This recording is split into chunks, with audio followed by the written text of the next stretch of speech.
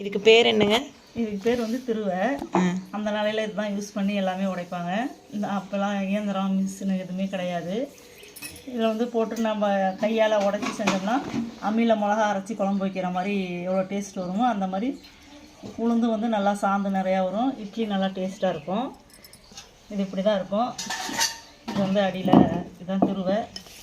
இதில் மிளகுச்சி அடித்து இதில் சென்டரில் மிளகுச்சி இருக்கும். இந்த ஹோலுக்கு தகுந்த மாதிரி இதில் வந்து நம்ம இது இப்படி அந்த மிளகுச்சி கரெக்டாக வர மாதிரி போட்டுக்கணும். இந்த ரெண்டு சைட்லேயும் காடி இருக்கும். இதில் தான் வந்து நம்ம அள்ளி உளுந்த இவ்வளோ தான் கம்மியாக அள்ளி இப்படி போட்டுக்கணும். போட்டுக்கிட்டு இப்படி சுற்றும்போது உளுந்து ரெண்டு ரெண்டாக உடஞ்சி கீழே வந்து